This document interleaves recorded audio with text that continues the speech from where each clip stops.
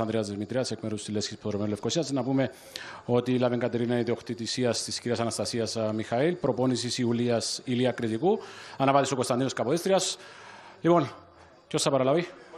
Ωραία.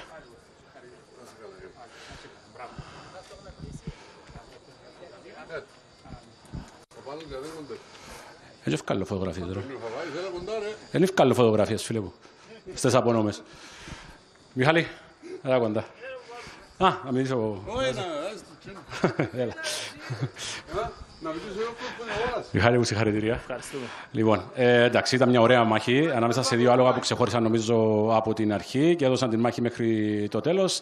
Ελάχιστα, με χιλιοστά έτσι, νικήτρια Λάβεν Κατερίνα. Ναι. Η Λάβεν Κατερίνα και ο Χαβαβάκη ήταν καλά άλογα από την αρχή, δείχναν το, είχαν οριμότητες. Τώρα μπορεί να δείχνουν ότι θέλουν να συνεχίσουν, να προχωρήσουν. Η Κατερίνα είχε πάρα πολλά προβλήματα με τα νύχια της.